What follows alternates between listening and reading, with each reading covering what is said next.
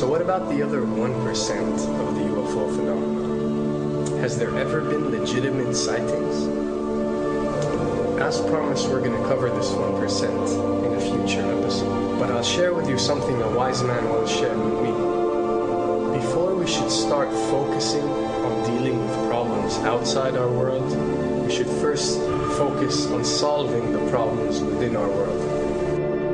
And before you can start solving problems within your world, you first have to solve problems within yourself and within your surrounding environment of family and friends. So basically what I'm trying to say is that we have priorities that we need to focus on first and foremost so we can successfully build our lives and our minds.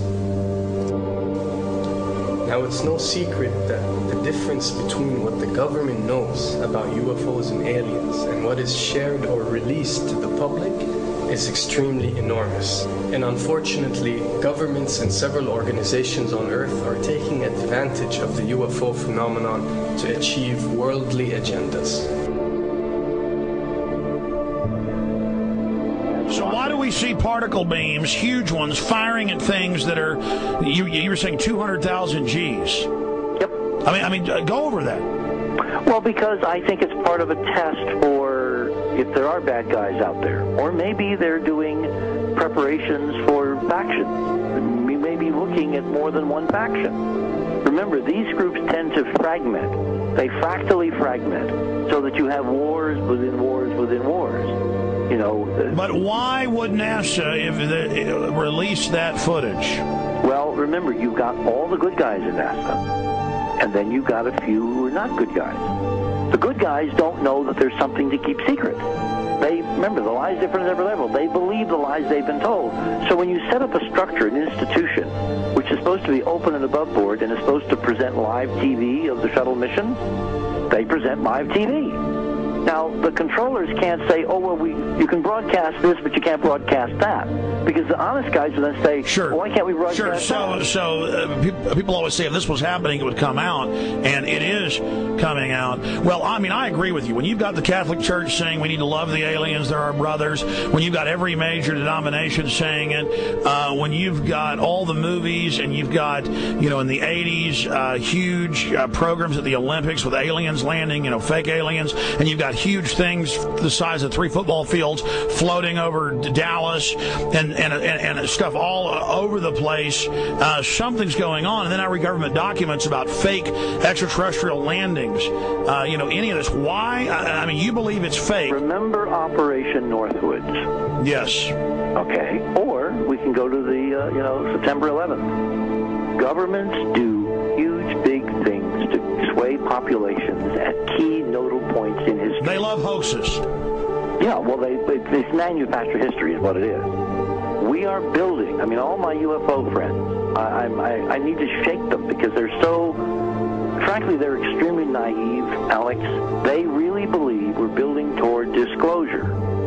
I believe we're building toward a mass, carefully manufactured fake event where ETs, who are really humans, who are really part of this secret clique, who are probably Nazis, who have developed or perfected their technology from World War II, which is why you've got to get, Joseph on. They are going to basically fake out the world. And there's an incredible window on the Nazi black ops programs, the compartmentalized, incredible high technology efforts that were being funded by the Nazi war machine, particularly toward the end of the war in a desperate effort to win the war, and they fastened their hopes on several key technologies, some of which appear to be the control of gravity itself, which again is a separate piece of data from my work, which came at this from a hyperdimensional physics perspective. We know there's a lot of suppressed technology. 20 years after the B-2 bomber was already in service, they declassify it. So we have a lot of cases of that. We know there's a whole shadow government.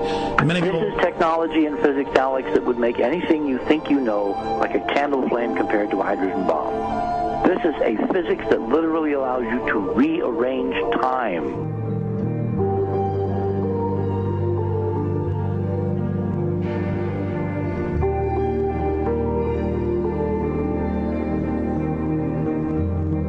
But I mean, imagine you've got all these compartments in these pyramids within pyramids of compartmentalization. That's why that's the New World Order symbol.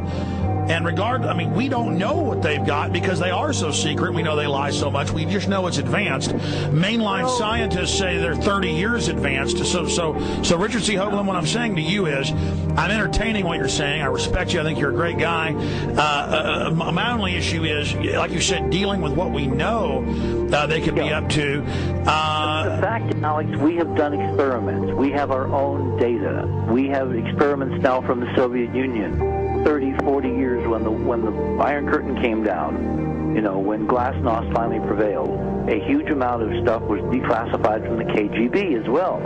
And we now have put this data together. We not only know what the physics is, we know what it can do, we know what it's based on, we know how to make it work. We've seen in our own experiments ample evidence. We've seen experiments across the American landscape and even in Europe that vindicate various parts of this. And the latest thing I'm working on, it looks like von Braun himself was deeply involved in some of this early physics experimentation, but they're keeping all the good stuff for themselves. The reason is that if we got access to the good stuff, if we got access to the technologies, the energy, we wouldn't be worried about $4, $5 a gallon gas or $10 a gallon gas. We would live like people are supposed to live, all 6 billion of us who could live lightly on the earth, Alex, with this technology. And live longer. Absolutely, and better, and you could live to 200-300 and have the virility of your 20s and 30s. There's extraordinary medical breakthroughs, there's extraordinary physics breakthroughs, technology breakthroughs, energy. It's all been kept away. Think about it. We're already on a planet hurtling through space, all these wonders around you, and you've been taught it's bizarre to question, and that's because there's so many kooks in the alternative movement who do talk about ridiculous, Hollywood-style green men, instead of really looking at the shadow government and all these crazy secret societies that are admittedly running NASA and the shadow government. Now, ladies and gentlemen, during this talk that I'm going to give you, I'm going to explain to you the history of this phenomenon, who the secret government really is, and I will name them by name, beginning group, the study group. I will tell you who they are today. I'm going to tell you what this is all about. I'm going to tell you who's selling drugs to your children, and I'm going to tell you why the United States government is afraid for you to find out what the truth is regarding UFOs.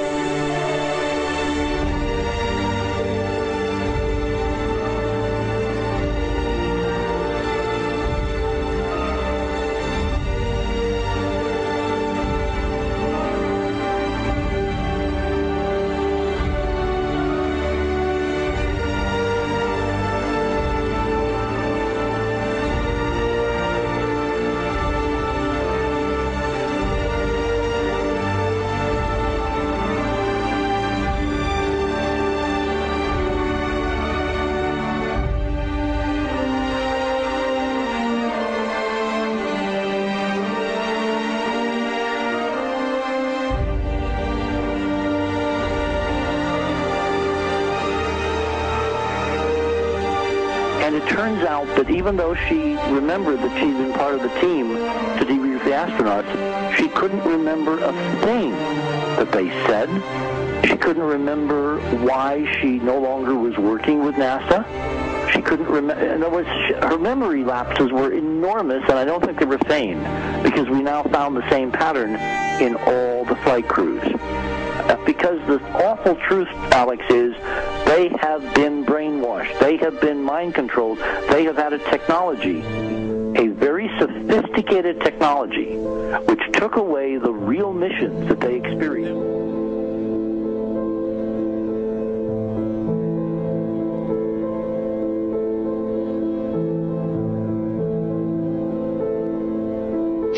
Sorry.